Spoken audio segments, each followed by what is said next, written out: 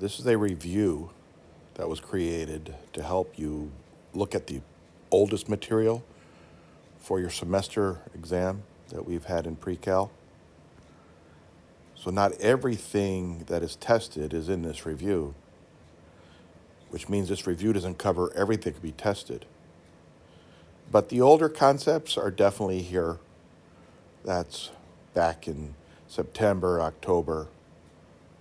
So in class, we've already went through the first few pages as a class, but there's some problems I did skip out for you to work on. Maybe I'll find one or two of those, just move on. Then I'll get to the other stuff that I hadn't gotten to. So I'm looking at this particular set. I don't believe I did f of 2. We're still plugging into 4x minus 7.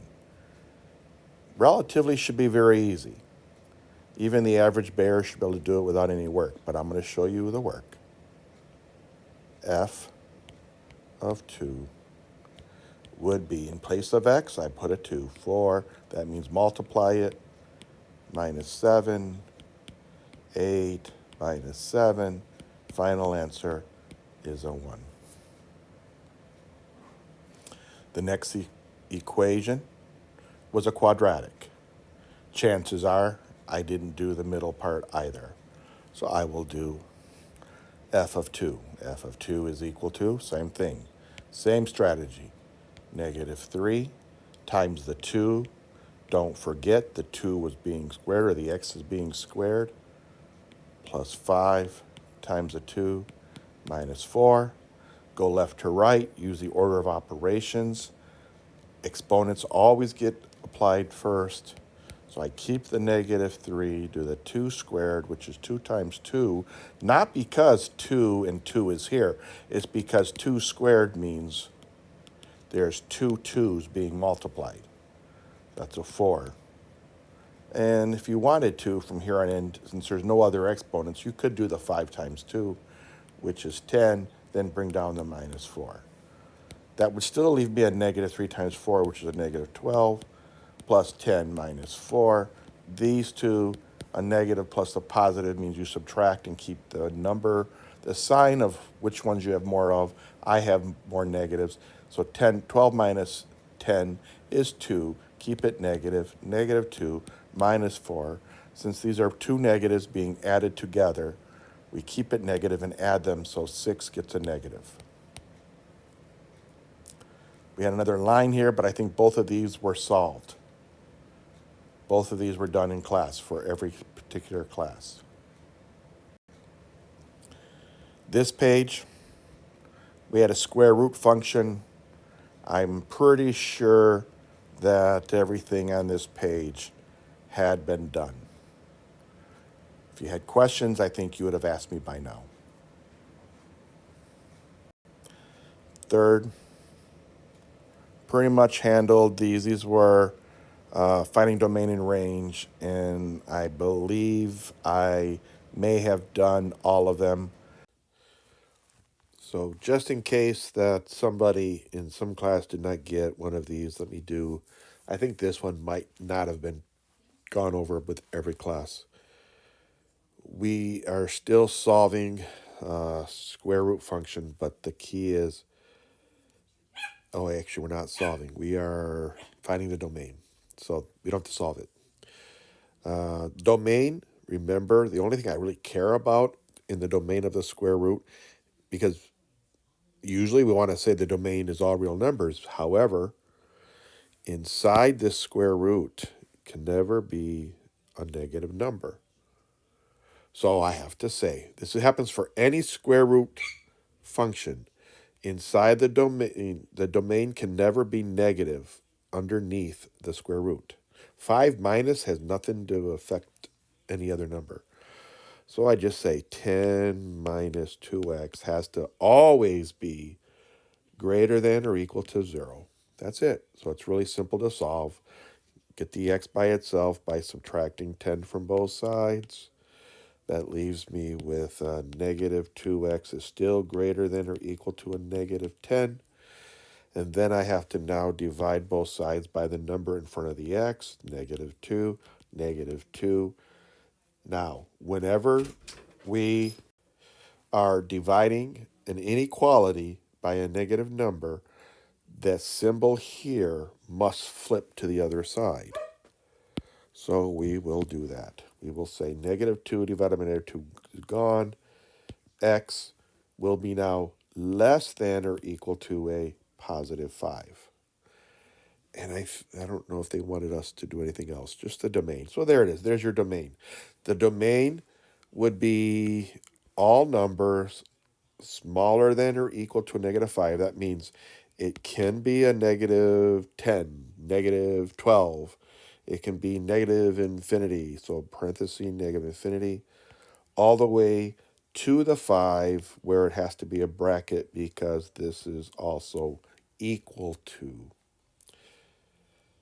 My memory serves me that I did do both of these denominators that cannot be 0. That's it. It's a rational function, or, there's another name for it they had called reciprocal function in our book. The denominator cannot be 0. X plus 7 cannot be 0. -7 minus 7x cannot be a -7. The interval notation is a little more complicated because I'm allowed, if there's -7, it can't be. I can be anything over here. I can be anything over here. I just can't be a -7. So there's two intervals there.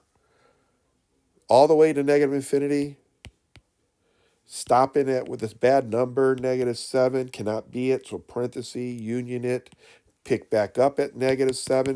That's the left side of this interval, all the way to infinity. And I can't be infinity technically, so there you go. And I'm not going to finish the whole other side again because I think I did this in class already. 8x plus 6 cannot be 0. -6 minus 6. 8x cannot be a -6. Divide by 8. Divide by 8. X cannot be a negative. I'll reduce it right now. I can cut them both in half. 3/4. So you do it yourself. There's that -3/4, or as we say in decimal talk, -0.75. I can be anything over here. I can be anything over here. You go ahead and finish it. The bottom of the page, we were looking at domain and range. I did all three of these with you. If you have a question, let me know. Next page, piecewise function. I did both of these with you. I'll do the second one, just review it again in case you want to watch it.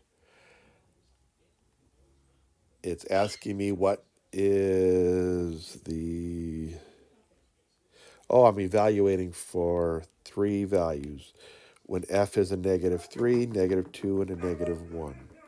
So let me just say x can be a -3, -2, -1. So I'm looking at this. I'm going to do it a little different way than I did in class. This branch is all the x's that are less than or equal to a -1. Therefore, -3 applies to this branch because -3 is less than a -1. Think of a number line. Here's -1. Here's -3. It's to the left, so it's less than. The -2 is -2 is also less than, so it gets the same branch. Yes. And the -1 equals, so gets the same branch. Now that I'm looking at my possible solution, maybe I didn't do this one for you guys, so Merry Christmas. As I said, -3 and -2. So when I do f of a -3, I have to use the top branch because it's less than. So f of -3 will be, I'm going to use this -2, plug in the -3 plus a 3. Negative times negative is a positive. That's a 6 plus 3. That'll be a 9. Since a -2 2 is also right here to the left of -1. F of a -2 uses the same branch. -2 times -2 plus 3. That's a 4 plus 3. That one's a 7. Now, -1 is exactly the -1. That has to be this branch, the same branch. This is why I don't remember doing this one in class. So equals to a -2 times a -1 plus a 3. That's a 2 plus 3. That one's a 5. Okay? Okay, Merry Christmas. I gave you one. I'm not going to do either of these because it's just the slope. This first one here, that's your ordered pair, all the way to this ordered pair. You have to know what the ordered pair is. This stood for my x's, this stood for my y's. It was the cost of gasoline, so I just need my two ordered pairs, 2005, comma, $2.31.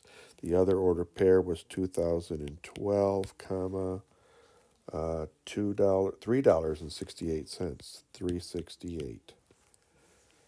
Just to remind you, you're finding the slope, so I'm going to call this one y1, this one y2. That makes this one x1, this one x2.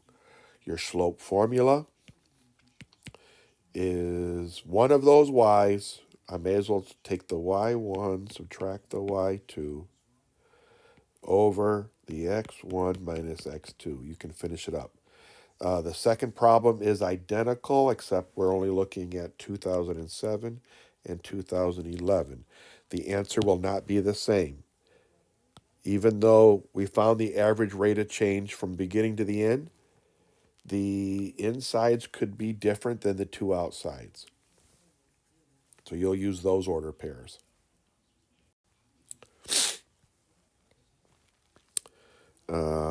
This one was asking us to find max and mins. Local means it doesn't have to be the highest in the whole world. It's just the highest right here.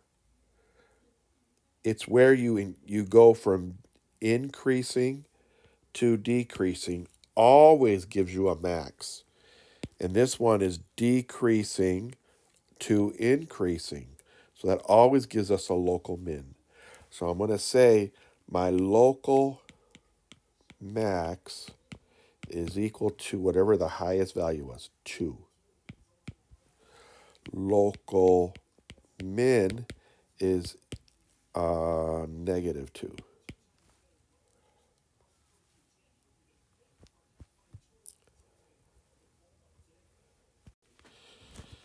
Next problem was asking me to find the rate of change on this interval. Well, all you need is, again, you got to use the slope formula. Here are my two x values. So literally x1 and y2. I'm sorry, I didn't mean to write y2. I meant to write y1. And then I have an x2 and then a y2. And they gave me right off the bat, they kind of gave half the work to you. A -3 is my first x, and then a 4. Where am I going to get the y's? I get them from this equation. Plug them both in. So y of a -3 just means I'm going to plug in a -3 there. 5 times a -3 plus 2. 5 times a -3 plus 2. So that's a -15 plus 2, so that's going to give me a -13. So when I plug in the 4, y of 4, I'm going to plug it in the same equation. So I look at it, it says 5 times x, that's 5 times 4, that's a 20, plus 2. So it's 5 times 4 plus 2, 22.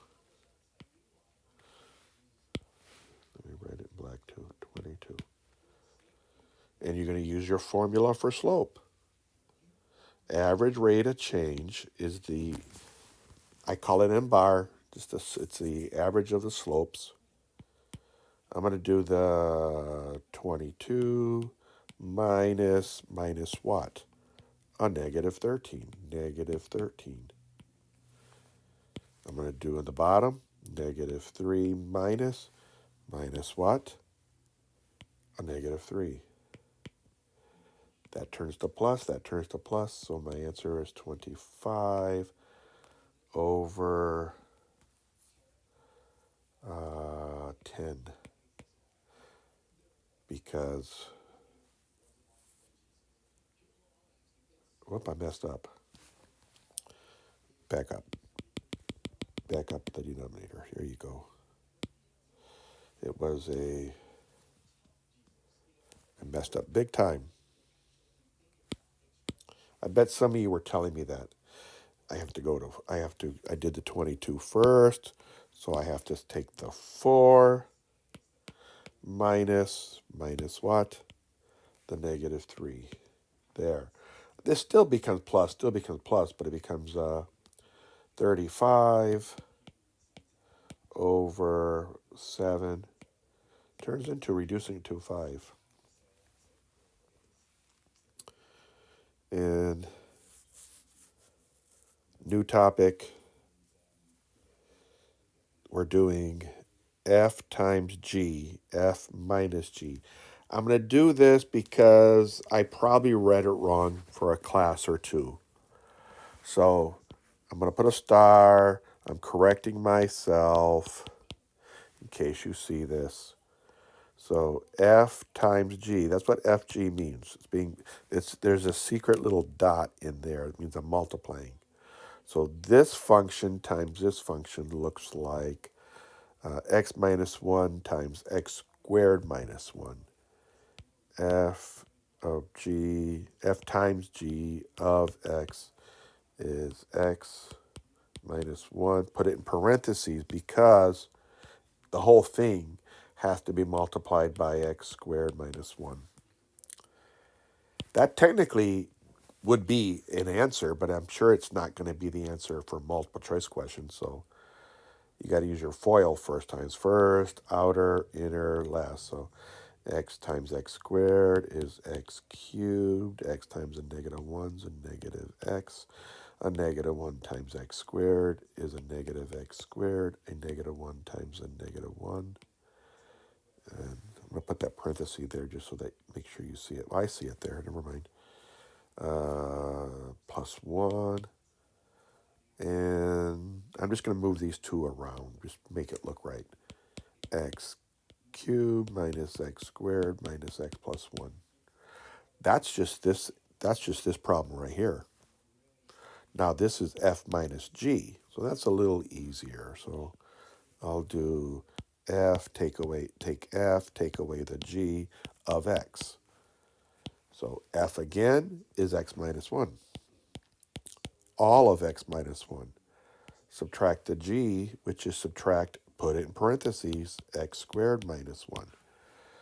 What happens is this minus gets distributed. So it becomes, I'm going to rewrite x minus 1 without parentheses because I'm not doing nothing with it. X minus 1. But a minus times x squared is a negative x squared, and a minus times a minus 1 is a plus 1. And if you look carefully, the minus 1 plus 1 cancels out if I did it right. And who knows? I think I'm right. That leaves me with an x minus x squared. Let me turn that around to put the highest power first. That becomes a negative x squared plus the x. So those are my two answers. Hopefully you correct your paper.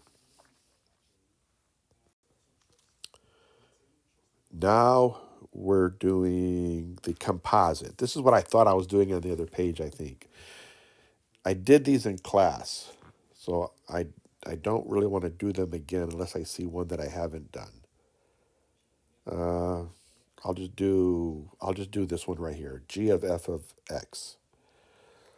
All of g is going to hold the f function right here. Because I said that the g function is hungry and it eats the f of x. So the outside function is g, so I'm really concerned about what this one is. It starts with a 3 minus the x right here. What is the x?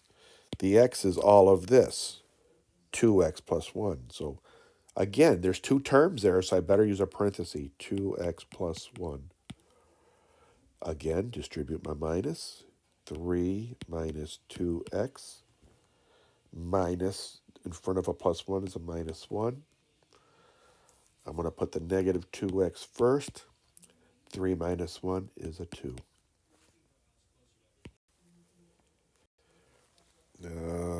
I did this in class for every period, the table, so I won't do that again. Not sure if I did this one here. I probably did it a long time ago, but we want to evaluate f of g of 1 and g of f of 4. So in this case, the inside is g of 1. G of 1 needs that column, that x, so g of 1 is a 3. So in reality, what am I looking for? F of 3 equals what? Well, I go to my f column, that's this column, looked at the 3, and there's my answer, 3. The other one wants g of f of 4. Therefore, f of 4 is the inside. So I need to evaluate that first. F of 4 is this column. That row, it's a 1. So what am I looking for real? I'm looking for g of 1. G of 1 is this column. There's the 1. It's going to be the 3. Is 3. That's your final answer. And now we're looking at a new topic. They've given us this function f of x is 1 over x, but it really doesn't matter what it is because they just want you to describe the transformations. And I'm going to look at both at the same time. Well, no, I won't. On the outside stands for up or down. That's called a vertical shift. Since it's minus, it's a vertical shift down. The inside is always left or right. Always opposite of what you think that means. That you think that would mean right, but it doesn't. This would be a horizontal, that's left or right, shift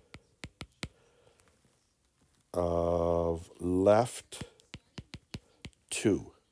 That's all that we're saying.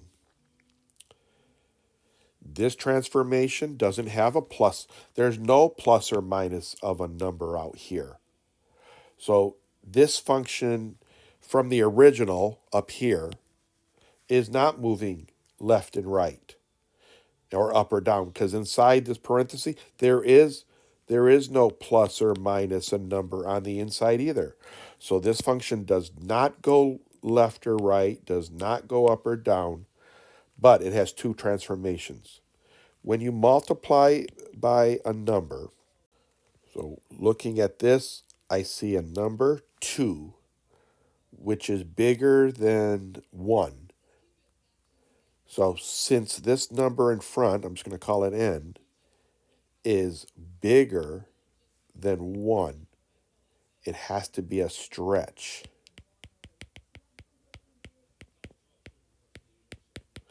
If the number, without any negatives or positives, we don't look at anything on the front. It could be plus 2, could be minus 2, it doesn't matter. 2 is a 2. But if the number was less than 1 but greater than 0, in between 0 and 1, that would have been a vertical compression or a vertical shrink, whatever you want to call it. In this case, it's a vertical stretch of 2. When you have a negative here on the x inside the function, then that tells you there's a flip. What kind of flip when it's over the x? When it's on the x, it flips over the y axis. This one here, this goes right 6. That's a vertical shift, horizontal shift. I'm sorry, vertical shift goes up and down. Why did I write the word right? That's why I was speaking wrong. This goes up 6. That's a vertical shift of 6. This is inside. It goes right 5. That's a horizontal shift. This one here has a negative on the outside. That's different. That's going to tell me something. But let me first look at the 3. The 3 is bigger than 1. So again, it's going to be a vertical, pulling it up, stretch. But the negative, though, says to you, whenever you see an extra negative in front of the whole function or in front of the x, it's a flip. And I don't know what word I wrote there. Maybe you can tell me what I wrote. It's a flip over the x-axis. These are very good notes. You should be, that's it. I wish there was more of these, but that's it.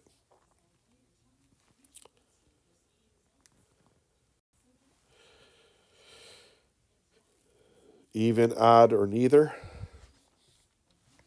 I'm just going to give you the shortcut. Both of these powers are odd, so most likely it's odd. I could show the work. Not going to. I did in class. Next one, both of these powers are even.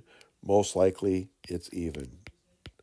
Now, I say to you these is most likely because there could be an exception and I don't have everything memorized.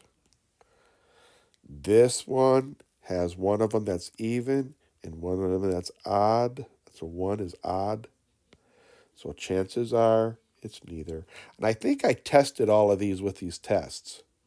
The test for the first one, to prove it's odd, you would say that f of a negative x would be identical to the opposite of f of x. It doesn't matter which order. This would be true. And you can check it out. I think it came out to be this is what worked out. Now, to be even, f of a negative x would have to equal to just f of x. That would have to be true. To be neither meant both of those failed. Both of those failed. Okay? So you would technically, if you have to show the work, you would have to prove that f of a negative x did not equal to negative f of x, and you'd have to prove that f of x does not equal to the f of a negative x. You'd have to prove that. Okay? These are solving equations of absolute value.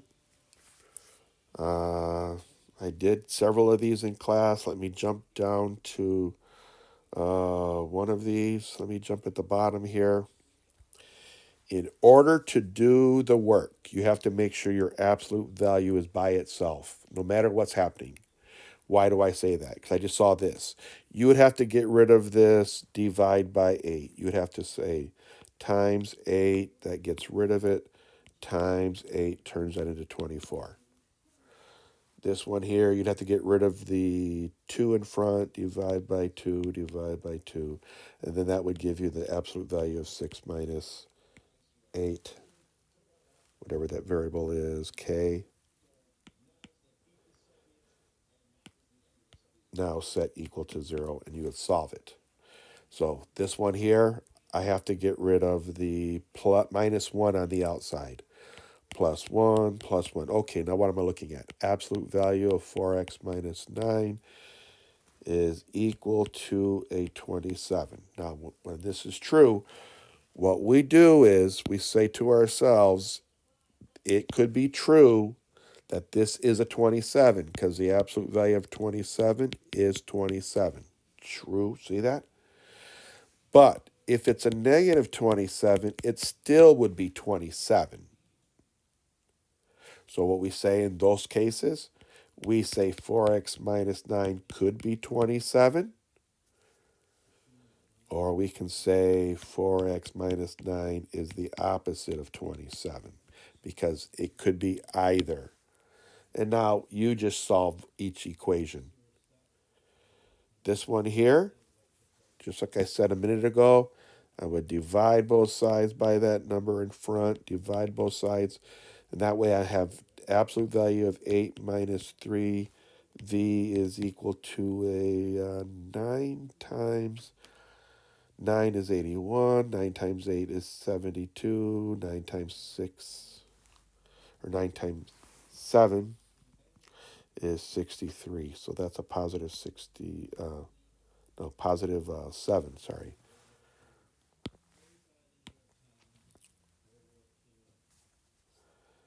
Okay. Say 8 minus 3v could be 7. 8 minus 3v could be a negative 7, and you just solve it. Okay? That's the absolute values.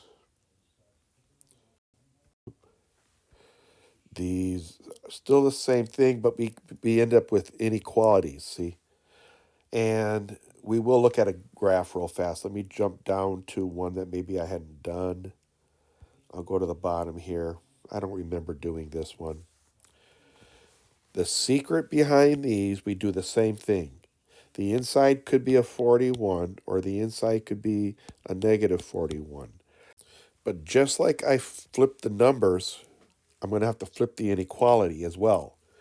So 4x minus 5 could be less than or equal to a 41.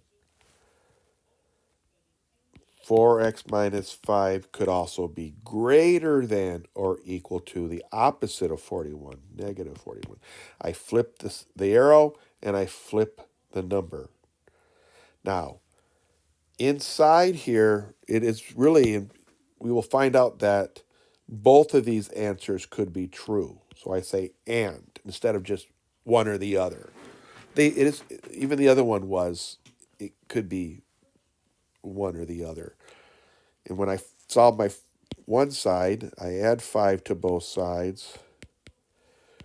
4x now will be less than or equal to a 46. And, yep.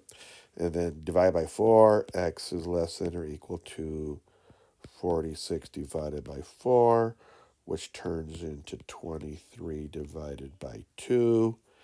And just so that I can find it on the number line, that becomes 11.5. So where is 11.5? Because it can also be equal to the 11.5. So I'm going to put a dot here. 8, this is 10, I don't know, it's somewhere in here. And it can be less than. So less than implies that I go this way. Let's do the other side. Add 5 to both sides. Now 4x is greater than or equal to 36, I think. Oh, negative 36. Negative 36. Then I divide both sides by 4. And that says x can be greater than or equal to negative 9.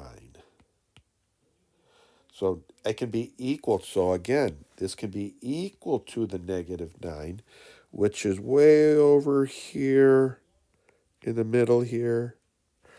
But it can be greater than it, so it goes this way. So everything in between these two solid dots is a solution set.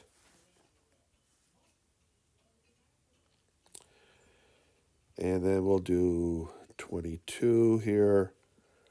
So again, absolute value, negative 8x plus 9 can be greater than 49.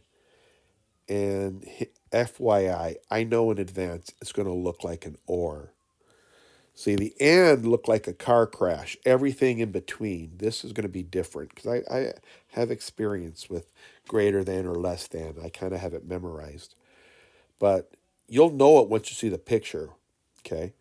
Absolute value of a negative 8x plus 9. Oh, why am I doing that? Hold on. I wrote down the problem and I didn't really start solving it. So let me I got ahead of myself. Negative 8x plus 9 is greater than 49. Negative 8x plus 9 is less than negative 49. Solve them both. Minus 9, minus 9. 8x is greater than 40 divided by 8, divided by 8. X is greater than, doesn't go, 8 times 5 is 40. Okay. Greater than 40, there's no equal now. So when I go up to the 5, which is right here, it's an open circle. Open circle. And I need bigger than this, going this way. Other side, let's do the other side. Minus 9, minus 9, negative 8x is less than they're both negative, so I add them. Negative 58. Divide by negative 8, divide by negative 8. Oh, when you divide by a negative number, the symbol flips to less than, and they're both negative, so 58 divided by 8, I'm not sure what it is. I'll just cut them both in half. They're both even. 29 out of 4, which is a little bigger than 7. How much bigger than 7? It's like a 7.25. You can use a calculator if you want. I'm pretty sure x is less than 7.25. So that means we're 7.25. Well, it's in here somewhere, and it's got to be open circle. And it's got to be less than. I wrote less than. That goes this way. So how did I know before that it's the word or? When you start with a greater than, you always get like you're sitting in a boat. And you're in a boat, and here you are sitting and just having a good old time, but you're rowing the boat. You're rowing the boat, row your boat. So OAR is the oar of a boat. Or. Enough of that silliness. Graphing absolute value on 2 dimensions. I'll just remind you, y equals absolute value of x is always starts at the 0, 0, goes to 1, 1, goes to negative 1, 1, goes like that. So I'm looking at this one. The only difference I see is there is a shifting down 4. So I'm going to do the same thing. 1, 2, 3, 4. It doesn't go left and right. Went down 4. So I'm going to go, like over here, I went up 1, over 1. I'll do the same thing. Up 1, over 1. Left. Left 1, up 1. And so that's good enough for the government.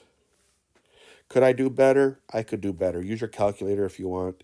Get some good points. This one is shifting to the right 4. 1, 2, 3, 4. So it didn't go up or down. Up 1, over 1, up 1, over 1. And I do something like this. Now, I could do better on the y-intercept because if x is 0, 0 minus 4, when x is 0, we find our y-intercept. The absolute value of 0, that's a 4. So I could just say, okay, make sure you cover this one. Oh, okay. There, close enough. And say to myself, look at this. This went 1, 2, 3, 4, 1, 2, 3, 4. 1, 2, 3, 4, 1, 2, 3, 4. I was going to get it, though. Look at that. Beautiful job, I should say so. And you can, these are very similar to what we just had. So you can do those. Then I'll do one of these. Okay. I'm going to try to do this similar to what I did the other two. I know that I'm going to draw the parent just for fun. The parent would have been a dot here, a dot here, a dot here, a dot here. That's enough of them. A dot here, here, here. So that gives me at least a better graph. There you go. That's the parent.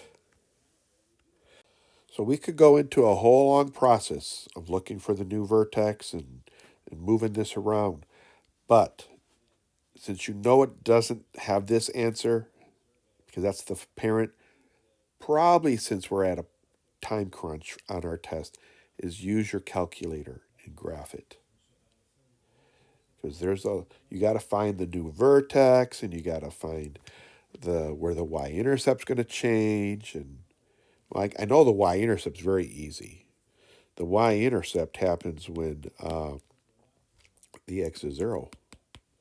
Well, if you put a 0 here, that gives you 0 plus 2, absolute value of 2 plus 1 is a 3. So I know 1, 2, 3. There's my y-intercept going to be. Notice what happened? The y-intercept used to be at the 0. Now the y-intercept is up here. And I know that the new function is moving to the left. So somewhere over here is probably where the graph's going to be. But it's also going up 1, so this line here is very important. Okay? Use your calculator. These take more time. For these equations, determine whether they are written as a linear. Well, guys, we've had this so often. How do I know if it's a line? Exponent, the highest exponent's a 1. Yes. Highest exponent is a 1. Yes. Highest exponent is a 2. No, this is quadratic. I better put yes on those. Yes. Yes. How about this one? Highest exponent anywhere. That's a 1. That's a 1. Yes. How about here? No, quadratic. How about this one? No, it's a quadratic. However, it's not going to open up and down. It's going to open up left or right. It'll be a sideways parabola. This one, the highest power, that's a 1, that's a 1. Yes. These are all going to be lines, okay? For these, determine whether they're increasing or decreasing. It's a line. All lines only increase or decrease forever. The slope, mx plus b, the slope is 4. That's positive. Therefore, it does this. So it increases whether each function is decreasing. This is an increasing function, increasing. This one is an increasing function. This one is a decreasing function because your slope is not 5. Your slope is next to the x. The slope is a -2, so it decreases. Those are easy. We go through those really fast. I did too many of them. Find the slope. I'm just going to grab one and, well, no, I'm not going to do any of them. I did slope on the other screen. For these, determine with the linear, find a linear equation. Okay, I will do one of these here. This is my x, this is my y. This is my x right in here, f of x, this is my y. So to make it look like this one, I'll say -5, -4. This other one here, 5, comma 2. So how I need to find the slope first. Guess you are going to get a freebie. Okay, another one. Grab one. I'm going to grab this one here. -4 minus the 2 means I have to grab this one over -5 minus 5. That becomes a -6 over a -10. The negatives cancel, reduce it to 3/5. That's my slope. Now, we're going to use the equation. I'm going to use the equation y, I'm going to draw, y minus y1 equals the slope times x minus x1. Because I can take my slope right here and put it here.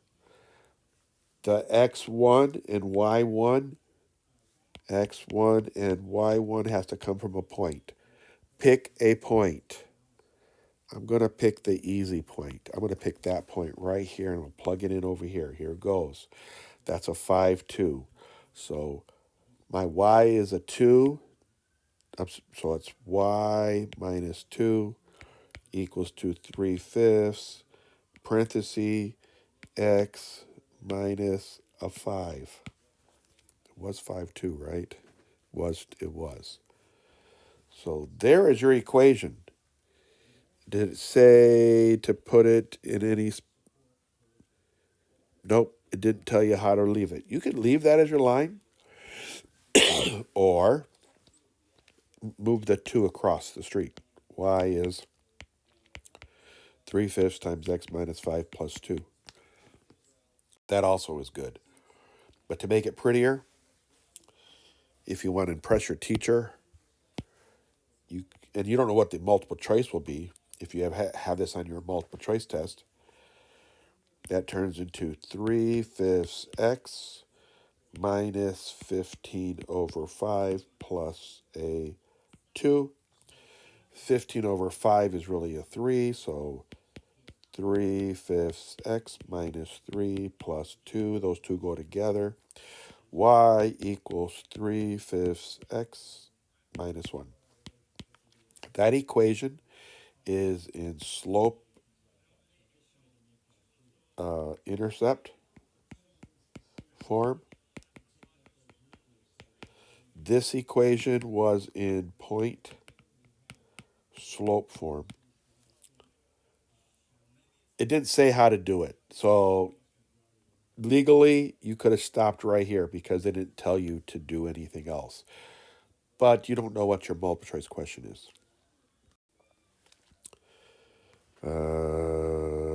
Find the equation of these lines. I'll do this one.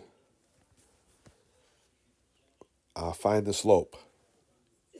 I'll use this point here, 4, 0, and I'll use this point here, 0, 5. Find the slope. M is, take the y, 5, subtract the 0, Go back to the x's, 0 minus 4. I better get a negative answer. That's a negative slope. That is 5 minus 0 is 5 over a negative 4. That's a negative 5/4. So up here was my y-intercept. My y-intercept is a 5. When the x is 0, y is 5. So y equals to a negative 5/4 x plus the y-intercept of 5. There it is. Do the same thing here. Y-intercept is a 1. You could use that point, and you could use that. You got to find a good point. I would use that point.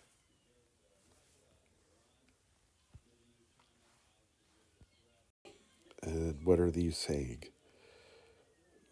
Determine if these are linear. Well, I think these are the trick. These are, if you're counting by the twos, 2, 4, 6, 8, the differences are all the same, then the differences of the bottom should always be the same. Rise over run. Right, my run will always be 4 minus 2 is 2. 6 minus 4 is 2. 8 minus 6 is 2. So the 2's on top. So the bottoms have to be the same number. So you would just do the same thing. 16 minus a negative 4. 16 minus a negative 4 is a 20. Try the other one. 36 minus a negative 16. No, positive 16. 36 minus 16, 20. 56 minus 36 is 20. So they're the same number. These were the same numbers. It's linear. That's what you would do to check a set of table. This one, the differences are always the same. 4 minus 3 is 1. 3 minus 2 is a 1. 2 minus 1 is 1. So negative 6 minus 5 is a negative 5. Negative 1 minus 4 is a negative 5. 4 minus 9 is a negative 5. So yeah, this is also linear. I'll let you do the last one by yourself. All right, complex numbers. Let's do a couple of these. These are from lesson 3.1. We are adding them. So in reality, you don't even care about the parentheses. Negative 8 plus an I plus a negative is a minus 2 plus a negative is a minus 2i. Combine your i's together. Do those first. This is a positive 1 and a negative 2. A positive 1 and a negative 2 adds up to a negative 1. So these two give you a negative 1i. Then your negative 8 combines the negative 2 minus 10. That one's done. Simplified. This one, same thing I just did. Just combine. Well, it's actually kind of easy. This is a negative 8 plus a 7. That turns into a negative 1 plus a 3. Well, I don't even need a parenthesis. I don't need a parenthesis. Plus a 3 minus 2i.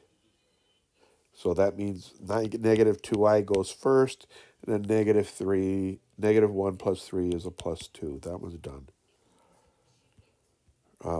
For this one here, just make sure you distribute your minus. I won't finish it, but I'll set it up. 1 plus 5i minus 2 minus 4i. Finish it up. This is a multiply of two complex numbers. Make sure you use FOIL. First times first. Negative 4 times negative 1 is a 4. Outer, negative 4 times a 2i, negative 8i. An I times a negative 1 is a negative I, negative 1i. And an I times a positive 2i this is where it gets tricky, plus 2i squared. By definition, I squared means negative 1. So this will change. 4 minus 8i minus I plus 2 times a negative 1. Okay, so what's happening here? 4 minus 8i minus I minus 2. So these two go together, and these two go together. I will do the i's first. Negative 8 minus 1 is a negative 9i. 4 minus 2 is a plus 2. I feel relatively confident in that. This one, I'm not going to do it, but I'm going to tell you, you make sure you do a negative 2 plus 6i times a negative 2 plus 6i. Use FOIL. Now, there is a trick for this, but you never learned the trick probably how to square a binomial. So just do your FOIL. Use your FOIL. Use your FOIL. This one, it's a combination of things. So distribute this first. Distribute the entire negative 4 first. So negative 5i times the negative 2 is a positive 10i. Negative 5i times the 7i is a plus. Actually, I'm wrong. It's not plus. One of them is positive, one's negative, so it's not plus. It's minus 35i squared. We'll come back to that. Negative 4 times a negative 3 is a positive 12. A negative 4 times a positive 4i is a negative 16i squared. What did I tell you a few minutes ago? I squared stands for negative ones. 10i minus 35 times a negative 1 plus 12 minus 16 times a negative 1. 10i plus 35 plus 12 minus 6. So it's 10i plus whatever all of this gives me. Hopefully I do it right. 35 plus 12 is a 47. 47 minus 6 is a 41. Okay, so that's enough playing around. You can play with the rest, that other one. And, oh, still got more eye stuff. Okay, what was the secret here? The secret here is you're not allowed to leave an I in the bottom. So we have to multiply by I over I. That cancels it out. Why does it cancel it out? Because this negative I'll apply to the top. Negative 9 times I is a negative 9i. But this gives me a over 5i times I, 5i squared. Do you see why the i's cancel out in the bottom? Because what did we do on the other page? I squared is equal to a negative 1. So that turns into a negative 9i divided by a 5 times a negative 1. That turns into a negative 9i divided by a negative 5. The two negatives cancel out, leaving 9i over 5. That's what happens when you just have an I down there. Same thing for that one. Now this one's a little different. Because when I multiplied by the I over I, it just cancels out the I in the bottom. But in this case, I have to take this whole thing and say conjugate. You need to multiply by the conjugate top and bottom. So here goes. Conjugate negative 2. Conjugate means you change that sign to a negative 9i. Top and bottom. So the top, you're going to have to do a lot of work. Distribute, distribute. Negative 9i times 2, negative 18i. 9i times a negative 9i, negative 81, I squared. Divided by, now here's the beauty here. You got this is sad. You got to do FOIL. But there was a secret. I'm going to let you see it yourself. Negative 2 times a negative 2 is a 4. A negative 2i times a negative 9i, I'm sorry, negative 2 times a negative 9 is negative 18i. And look at the inside. Look at the inside here. A 9i times a negative 2 also is 18i, but it's the opposite sign.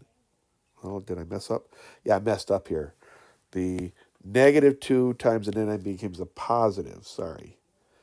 And then the insides here gives you a 9i times a negative 2. It's the same 18i, but it's the opposite sign, so it's a negative 18i. And then the 9i times the negative 9i is a negative 9, 9, I'm sorry, negative 9 times 9, 81, negative 81i squared.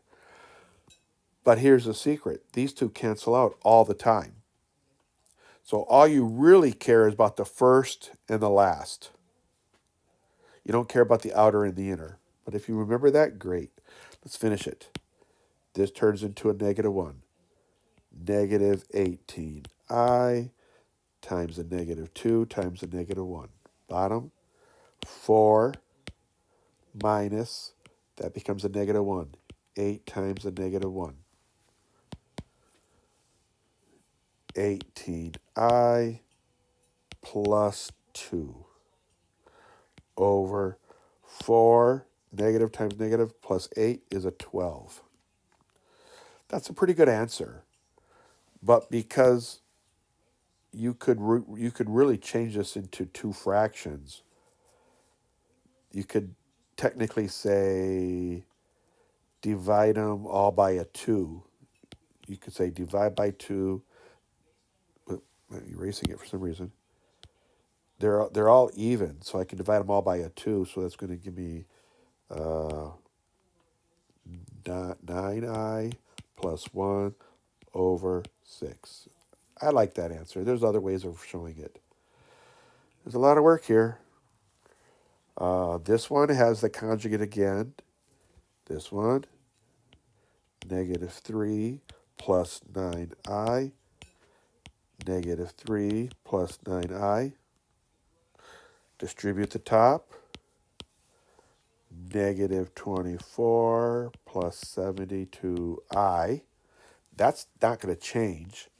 But the bottom, I'm just going to do what I told you before, that when you multiply these together, all I really care about is the first times first. Negative 3 times 3 is 9.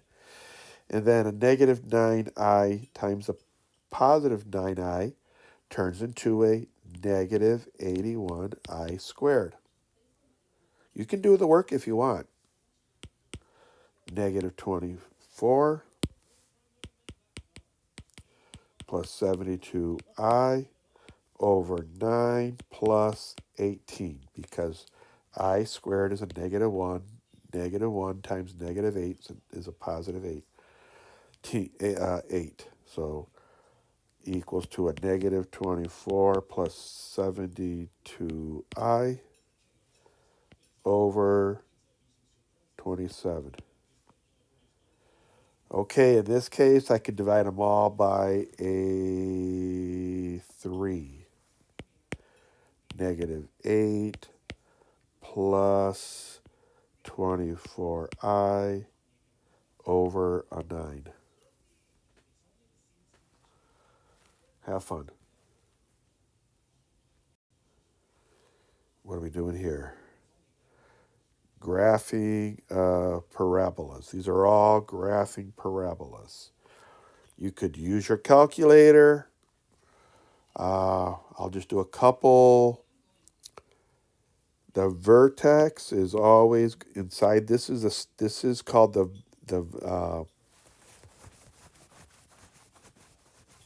standard form, the standard form of a parabola.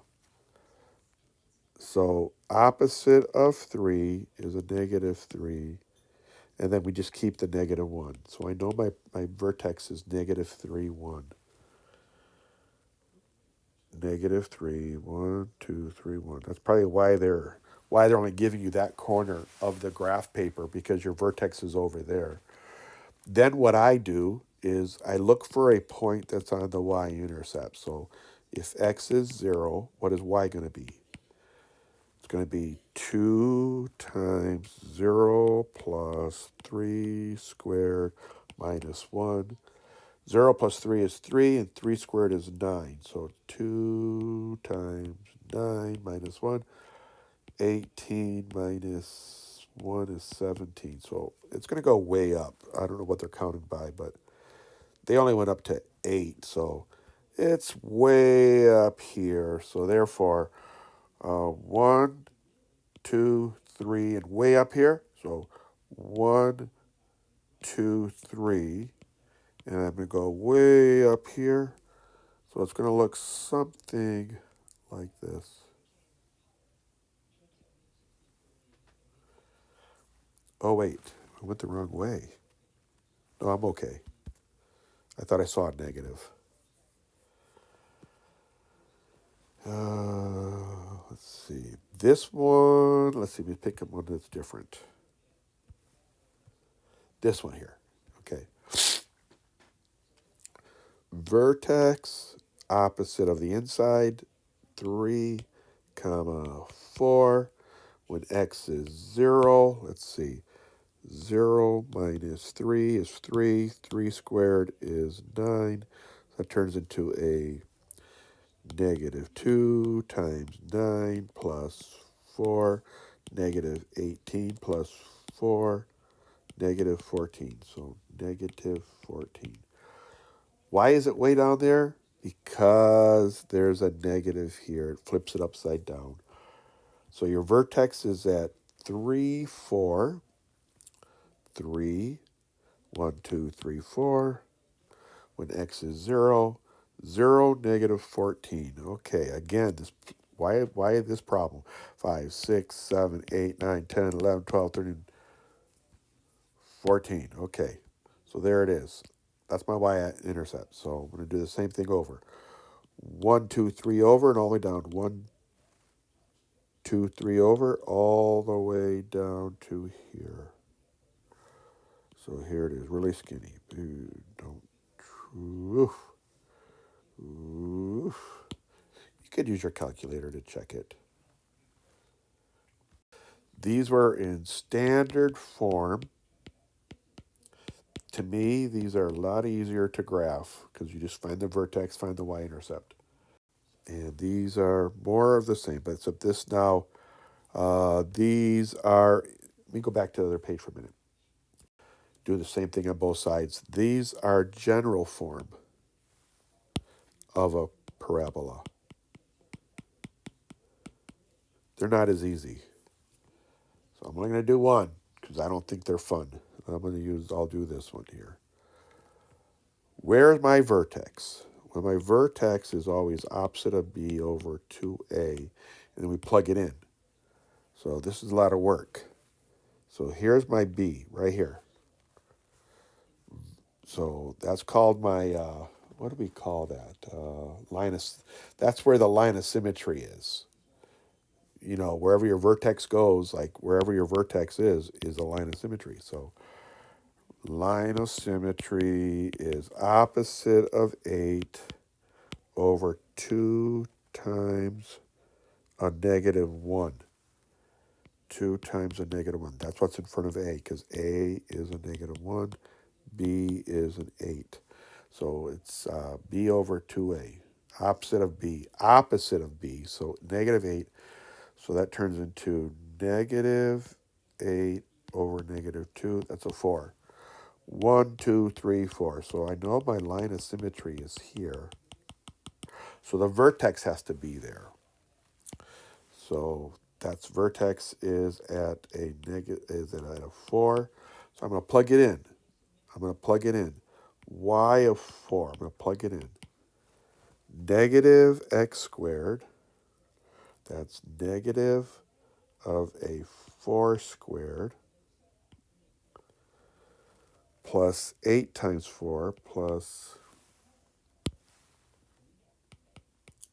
8 times 4 minus 14. Okay, so negative 16 plus 24 minus 14. Negative 16 plus 24 is an 8. 8 minus 14 is a negative 6. So that becomes a comma negative 6. 4, negative 6. 1. See, I already multiplied by... Okay. 1, 2, 3, 4, 5, 6. There's your vertex. If I'm right. Minus b over 2a minus 16 over a negative 2.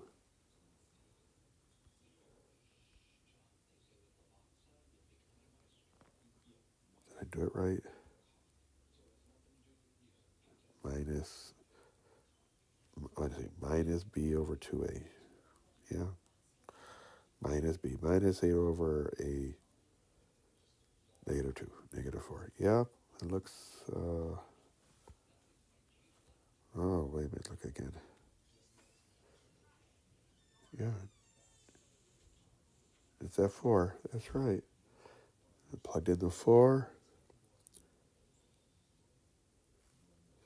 Negative 16. Oh, wait. 8 times 4 is 32. I found a mistake. 32. I know you already saw that. So negative 16 plus 32 is a 16. 16 minus 14 is a 2. Okay, I found my mistake. So that's not my vertex. I was thinking, why is it so far down? Then I got to go upside down. I got to make an upside down parabola? That was crazy. I found my mistake. Hey, you see I'm human. So it's going to be a 2. 4, 2. That makes more sense. Now, I still got to find out where it goes, so I'm going to find the y-intercept again. What happens? A lot of work, isn't it? A lot of work. When x is 0, here I go, negative x squared plus 8x, that's going to be, the y will be negative 0 squared plus 8 times 0 minus 14. Okay, what does that look like? 0 plus 0 minus 14, negative 14. There's my 0 comma negative 14. If I'm wrong, that's okay. So way down here, somewhere way down here. So there is my graph again. Just make it be symmetrical. Good enough. You got calculators. On the test, you're probably not going to do all this algebra. Moving on. That's the last page of your review. Have fun. I'm going to submit this now online.